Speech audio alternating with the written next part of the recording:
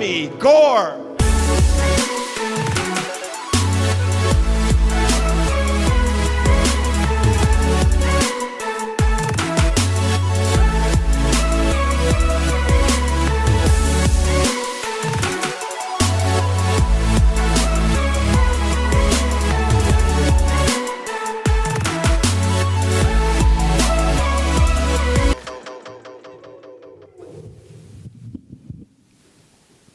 Good evening, everyone. My name is Cami, and I am so excited and grateful to have the opportunity to speak to all of you this evening. So before I begin, I would just like to ask everyone to join me in taking a deep breath. So please inhale through your nose and exhale through your mouth. So I'd like to open by asking you this question. What do you define as home? Is it where you come from? Is it where you reside? Is it where your family is? Is it a feeling, perhaps a feeling of comfort? Oxford Dictionary defines home as the place where one lives permanently. I don't know about you, but I have never lived in one place permanently, nor do I intend to. With this, the word permanently in that definition becomes confusing because as human beings, we are constantly in motion. We are never solely in one place.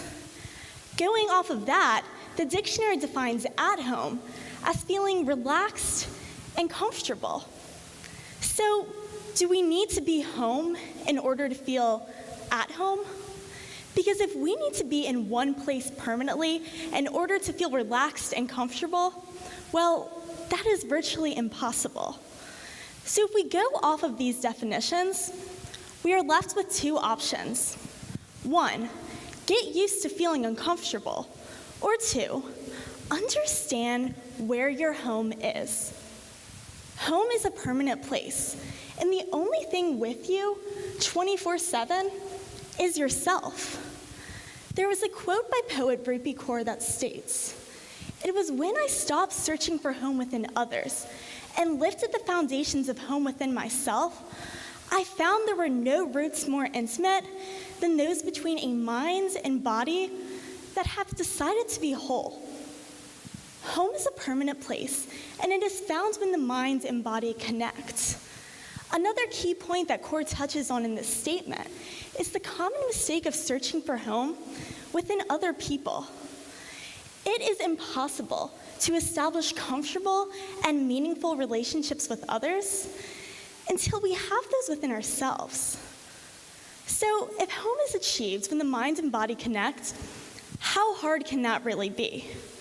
Well, what prevents this connection the most is the mind shaming the body. All too often, we look in the mirror and we criticize our reflections. We notice our imperfections first. We are too quick to put ourselves down. I don't think I have ever heard one of my friends say, "I love my body." On the contrary, all the time, I hear young adults say, "I hate my body." I, too, am guilty of my mind denouncing my body. It wasn't until I got to college this year and began taking a course called Movement Integration that I truly understood how much our bodies do for us. There are over 600 muscles attached to our skeleton that get us through everyday life. What muscle do you think first engages for me to lift my arm in this motion? Try it yourself. Do you think it's your shoulder, your back, your wrist? Actually, the first muscle that engages is in the arch of my foot that keeps me planted to the ground and prevents the weight of my arm from making me fall forward. My point of this is that our muscular and skeletal systems are constantly working for us in ways that we don't even realize. So why are we so focused on thinking about what we can do to make our bodies look better instead of thanking them for everything that they do for us? Too often, what makes us think so poorly about our bodies and ourselves in general is the opinions of others. Last spring, I visited the Guggenheim Modern Art Museum in Bilbao. There was a piece titled White Bubble, created by artist Ernesto Nido. The piece was essentially a stretchy piece of white fabric, morphed into an abstract sphere shape. The piece was interactive, and visitors were encouraged to enter through a small opening. The description of the piece translated that inside the exhibit was supposed to make visitors feel like the outside world around them had disappeared. It was made to make visitors feel like they were going back to the womb. When I went inside the piece, I felt just that. Everything around me was blank. I had absolutely nothing to influence my opinion except for myself. This is how we are born. We are born in isolation. Therefore, our opinions about ourselves must remain isolated as well. Author of Perks of Being a Wallflower, Stephen Chbosky wrote, "Things change and friends leave. Life doesn't stop for anybody. It is essentially toxic to rely on other people and objects for happiness. The only thing in our lives that we have complete control over is ourselves. At the end of the day, you will always have yourself. So if we know we always have ourselves, why are we so quick to put ourselves down? Why are we so reluctant to establish home there? I think it's because being at home means feeling relaxed and comfortable. And if we are not comfortable with ourselves, we don't believe we will be a good enough home. Why? Maybe we are afraid of being a broken home. There is a Japanese art called Kansui, which translates into golden repair. When a bowl breaks, they do not throw it away. Instead, they use powdered gold to put the pieces back together, symbolizing that it is through our broken pieces that we are the most strong and the most beautiful. I would like for everyone to close their eyes. Think about what it is that makes you uncomfortable with yourself. Think of events that have made you feel broken. Think of insecurities that make you feel like you aren't good enough. Now, picture these thoughts as physical cracks, either on or inside of your body. Just as a bowl cracks and crumbles, picture yourself broken. Now, picture powdered gold seeping into these cracks. The powdered gold is morphing together every broken piece of you. It is forgiving the damage of your insecurities. It is forgiving the toxicity of the worst thoughts that you've had about yourself. You are stronger through what you considered to be broken. You are mended. You are whole. Open your eyes. The Kansui method symbolizes that breaking and mending are just part of life. No matter what, you are never unfixable. At the beginning of this presentation, I asked for everyone to take a deep breath. I recently read a Stud and Cox article that defines breathing as inhaling the outer world and exhaling our inner world. With every breath, you are putting a piece of yourself into the world. If you want to put good energy forward, you have to have good energy inside of yourself. Every action starts with you. In order to establish comfortable relationships, you need to start with yourself first. You are enough. You have always been enough, and you will always be enough. It is time to recognize that your mind and body want to be a home for you. Let them be. Let's channel all of the good energy inside of us and take one more deep breath together, envisioning our inhale as taking goodness from the outer world, and our exhale as putting goodness from our inner worlds forward. Thank you so much.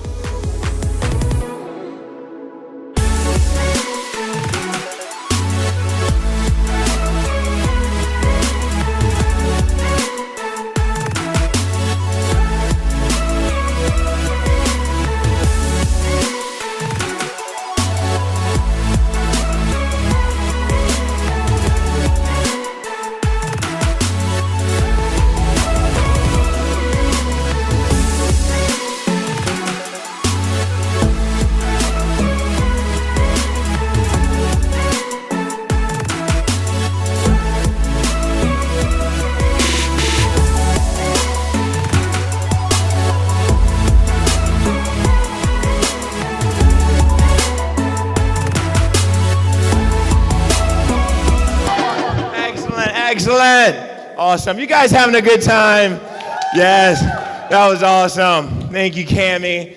Awesome. I think about how, one of the major themes I'm hearing is about how, everything happens for a reason. And I think about how there's a true story. There was a lady running late for work one morning, all because of her daughter taking too long to get ready for school. And I can imagine she was feeling very angry and frustrated at her daughter for making her late for work. I imagine she was feeling very disappointed that she was going to have to arrive at work late this morning, all because of her daughter taking too long to get ready for school. But when she arrived at work that morning, she realized that on this particular morning, it was a very good thing that she arrived late to work. Because this morning was Tuesday morning, September the 11th, 2001, and this lady worked in the World Trade Center. If it had not been for her daughter who made her late for work, she would have been in the building when the planes hit. It's amazing how really our problems are really blessings in disguise. Holler if you hear me, right? Our problems can bless our lives. Our problems can bless our lives in ways that we don't even understand. And I think about this in my personal life. I remember when I was in high school, for a while during my high school years, I became very heartbroken because there was this girl who I liked who did not like me back. And it really broke my heart because I felt as though she was my soulmate. I felt like we were made for each other. In fact, every time I'd see her in the hallways, I'd feel a little hypnotized. You know that feeling you get when you see someone and you have a crush on? It's like that high feeling. You know what I'm talking about, that high feeling? That's what I felt. Every time I'd see her in the hallways, I felt that high feeling. And that high feeling was so intense, the physical attraction was so strong that I thought it was a sign that this was true love. I thought that we were soulmates. And so when she rejected me, I felt as though my heart split in half and I became very depressed. But an interesting thing happened. As time went by and as I grew older and more mature, I began to look back over that experience and I began to see something that I never saw previously. You see, it wasn't until later on in my life, as I was looking back over my teenage years, that I began to realize that when I was a teenager, I was very immature. And if I would have gotten into a relationship with that girl at that time, because of my immaturity, I would have ended up making some bad decisions. I would have ended up giving in to certain temptations. I would have ended up making some bad choices that would have caused a lot of pain in my life. It's interesting how at the time I was so very heartbroken and disappointed because of her rejection. But now, as I look back over that experience, I realize that her rejection was really a blessing in disguise. Because you see, she was involved, this particular girl, she was involved with some very unhealthy things, like drugs and alcohol. And I was aware of it, but I overlooked it because I was so very physically attracted to her. I was so very physically attracted to her that I overlooked the fact that she had these unhealthy habits in her life. It's amazing how physical attraction clouds judgment. Holler if you hear me. Have you noticed that? Physical attraction clouds judgment. Have you noticed that when you become very physically attracted to someone, often your mindset gets a little cloudy. So we have to be very careful. Be careful what you wish for. Because often in life, the things that look good to us are not good for us. Holler if you hear me, right? Very often in our lives, the things that look good to us are not good for us. Things are not always what they seem to be. In fact, very often, even poison is wrapped in beautiful wrapping paper. So please always remember this. Always remember this. Do not follow your heart, lead your heart. Do not follow your heart, lead your heart. What I mean by that is do not blindly follow your heart. Of course, you want to follow your goals and your dreams and your passion, but do not blindly follow your heart because there are times in life in which even your own heart will try to lead you down the wrong path. There are times in life in which even your own heart will try to deceive you. In other words, what I'm saying is this. Do not live your life based on your emotions. Live your life based on your principles, wise principles. Because your emotions are not steady. Have you noticed that? Your emotions are not reliable. Have you noticed that in many situations, your emotions can get you into a lot of trouble? So do not live your life based on your emotions. Live your life based on your principles, wise principles. You know, over the years, I've come to realize that just because you become very physically attracted to someone doesn't necessarily mean that they're a good fit for you. Also, I've come to realize that a relationship that is based solely on physical attraction and romantic desire will last only as long as the feelings last. There has to be a deeper connection. We have to look beyond the shell. And often it's hard to look beyond the shell because we're so visual, all right? But we have to look beyond the shell and see the inner heart. You know, I think about an experience I had when I was in college. For a semester or two, I worked part-time at the Disability Support Center on campus. And my job was to assist students who had physical disabilities. And one of the students I assisted was a girl who was blind. She was blind, and also she had like some mental issues. And I remember as I was getting to know her, I remember how I started to realize that she faced a lot of rejection in her life, a lot of social rejection because of her physical challenges. And I remember it was November and Thanksgiving was coming up, and I realized that she didn't have a place to go for Thanksgiving. And so I invited her to have Thanksgiving with my family, because on my mom's side of the family, we always have a big Thanksgiving dinner every year. And so she came and she felt loved by my family and she had a good time. And at the end of the night, she said something to me that I'll never forget. She said to me, "Lance, you are so beautiful." And those words really touched me because I had struggled so long with insecurities regarding my physical appearance and my social skills and social anxiety and stuff. And so I had all these insecurities. And so for this girl, now keep in mind, she was blind. For this blind girl to call me beautiful, it showed me something very profound. It showed me that true beauty has nothing to do with our physical appearance. True beauty has everything to do with our kindness and our love and our compassion. Beauty is what beauty does. Holler if you hear me. Yes, beauty is what beauty does. I know, it sounds so cliche. It's very cliche, but really, it really touched me so much. Because although it's cliche and although we can understand it intellectually, often it's hard for us to really apply that to our real life, right? Emotionally, it's really hard sometimes to really understand that true beauty is on the inside.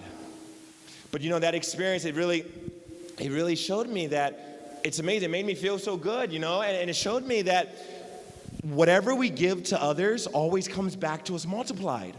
Because, in this situation, I was just trying to reach out and share encouragement and love. And it's amazing how encouragement and love came back to me multiplied. And it showed me something so deep. It showed me that whenever I'm feeling down, the secret to rising is trying to figure out a way to uplift others. Because I've noticed that whenever we try to uplift others, our mood automatically rises. In other words, we rise by lifting others. Holler if you hear me. Yes, we rise by lifting others. And I love that. It's amazing.